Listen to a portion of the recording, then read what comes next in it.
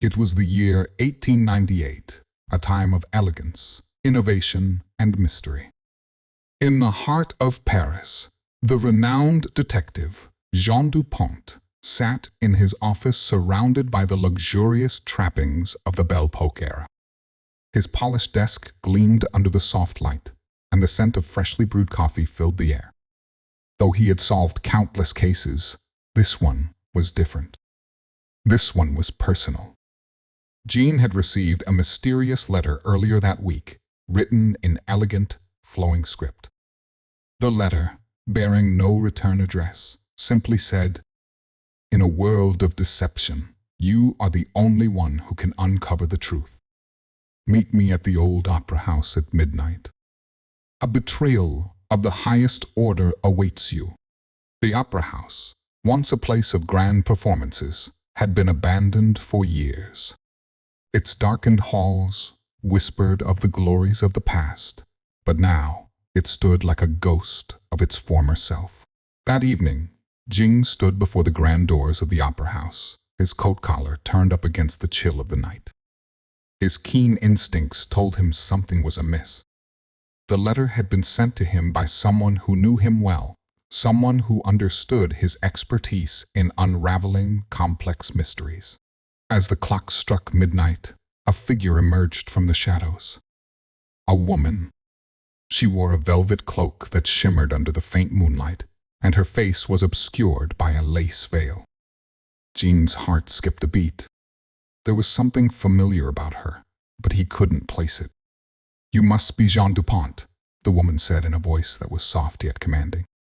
"I am," Jean replied. "And you are?" The woman hesitated before lifting her veil, revealing a face he had not seen in years. It was the face of Isabelle Moreau, a woman he had once loved. They had parted ways years ago, under mysterious circumstances, and since then she had vanished from his life. "Isabelle," Jean whispered, his voice filled with disbelief. "But why are you here? Why this deception?" Isabelle's eyes held a mixture of sorrow and fear. "Jean, there is no time for explanations. I need your help. My husband, Henry Moreau, is missing, and I fear something terrible has happened to him." Jean furrowed his brow. Henry Moreau was a wealthy businessman, known for his connections to powerful figures in Paris. He was a man who had everything, yet his sudden disappearance seemed out of place. "Why do you think he is in danger?" Jean asked. Isabelle's voice trembled.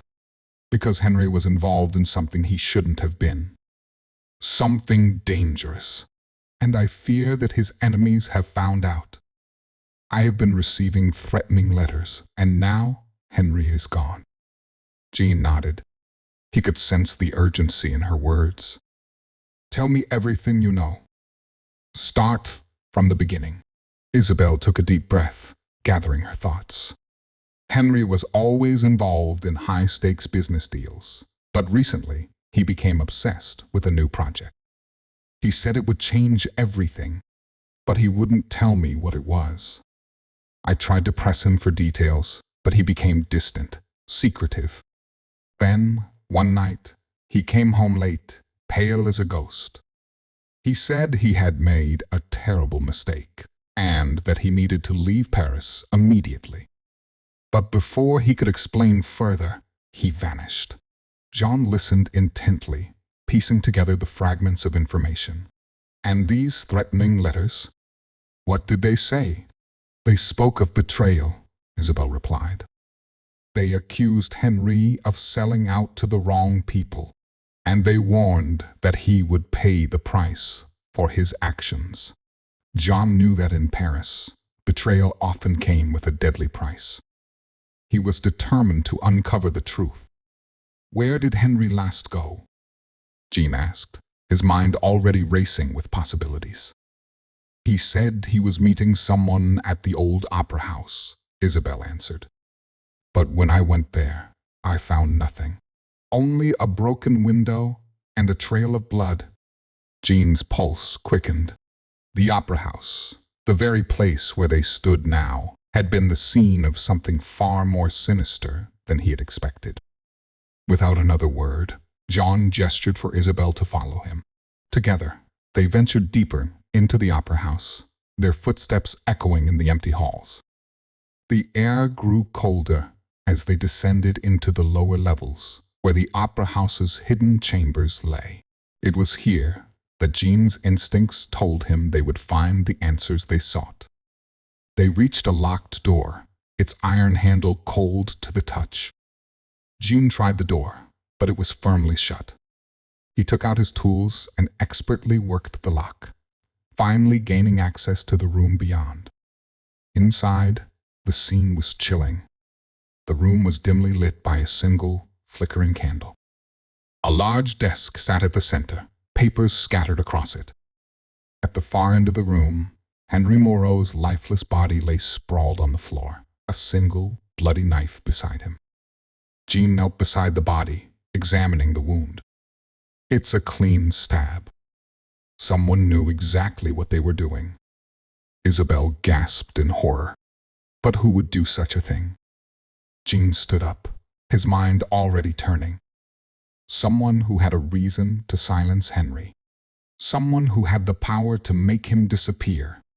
He turned to Isabel, his expression serious. I need you to trust me, Isabel. There's more to this than just betrayal. Henry's death was a warning, not just to him, but to someone else. Someone close. Isabel looked confused. What do you mean?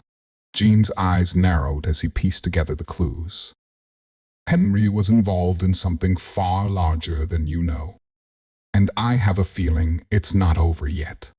With that, John DuPont made a vow to uncover the truth behind the Belle Époque betrayal, a truth that would lead him into a web of deceit, danger, and a conspiracy that threatened to unravel everything he knew.